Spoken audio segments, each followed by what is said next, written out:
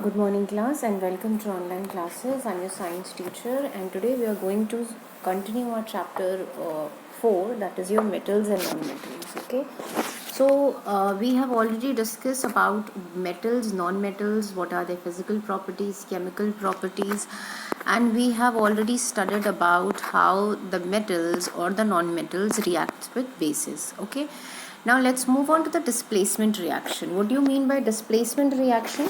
Displacement reaction is that chemical reaction in which the more reactive element displaces the less reactive element from its compound. जो ज़्यादा reactive element होता है वो कम reactive element को उसके compound से replace या डिस्प्लेस या हटा देता है, ओके, या उसकी जगह ले लेता है. The more the tendency of an element to form the compound, उतनी ज़्यादा उसकी रिएक्टिविटी होगी. Okay, and all metals, they do not have the same reactivity. Okay, now based on the degree of the reactivity, metals जो हैं वो arranged होते हैं in the reactivity series. And reactivity series क्या होता है? reactivity series एक arrangement होती है metals की in decreasing order of their reactivity from highest to lowest. मतलब जिसकी सबसे ज़्यादा वो सबसे ऊपर, then जिसकी कम वो उसके नीचे. Okay, thus more reactive metals, it will displace the less reactive metals in a reaction. इस रिएक्टिविटी सीरीज में जो ज़्यादा रिएक्टिव मेटल होगा, that is for example your potassium, it is placed at the top, और जो less reactive metal होगा, that is your gold, is placed at the bottom. Okay, so I hope that you have understood. Now let's discuss one example that when zinc is reacted with copper sulfate solution, copper displace हो जाएगा by zinc as zinc ज़्यादा reactive है than copper. Okay, and the blue color of the copper sulfate disappears और powdery red mass of copper जो है वो deposit हो जाएगा at the bottom of the beaker. In this reaction what you'll get the copper sulfate plus zinc, which will give rise to zinc sulfate plus copper. Okay, now what are the applications of metals? Uses क्या है metals के? Uses ये हैं कि जो iron है, copper है, aluminium है, they are used to make cooking utensils and water boilers for factories. We all know that. Iron और स्टील को हम एक्सटेंसिवली यूज़ करते हैं टूल्स बनाने में, pipes, toys, automobiles, agricultural implements, bridges और ये सब बनाने के लिए. एल्यूमिनियम क्योंकि बहुत ही लाइट मेटल होता है, इससे हम एयरक्राफ्ट बॉडीज़ बनाते हैं. एल्यूमिनियम फॉयल हम यूज़ करते हैं घर पे. ओके, कॉपर वायर यूज़ किया जाता है इन इलेक्ट्रिकल वायर्स. तो ये सब क्या है? They all are the uses. Now what are the uses of metals and metalloids?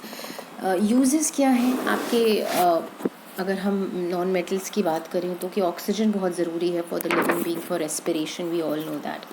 Phosphorus बहुत इंपॉर्टेंट होता है क्योंकि वो मैच बॉक्स उससे बनता है. Then we have diamond, jewelleries बनती हैं, ग्रेफाइट जो कि बैटरीज में यूज़ होती हैं, क्लोरीन जो कि एक तरीके का डिसइंफेक्टेंट है. So these all are what? These all are the applications of non-metals. So now what are non-metals? Non-metals are the opposite of metals. जो भी characteristics metals की होंगी, non-metal की वो characteristics नहीं होगी. इसको आप शीट में नहीं कन्वर्ट कर सकते, वायर में कन्वर्ट नहीं कर सकते, poor conductor of heat and electricity होता है. Like for example oxygen and nitrogen. Now let's move on to the chemical properties. Oxygen के साथ जब नॉन मेटल रिएक्ट करता है तो जो है ये इसका ऑक्साइड बनता है of non metals which are acidic in nature. Like for example carbon और ऑक्सीजन करेगा तो कार्बन डाइऑक्साइड बनाएगा जो कि एसिडिक होता है.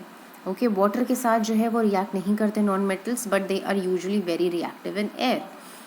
Okay, now when it react with acid तो कोई भी रिएक्शन नहीं दिखाता. बेस के साथ जो रिएक्शन होता है बहुत ही कॉम्प्लेक्स होता है. देन आपका एप्लीकेशन मैंने आपको बता ही दिया.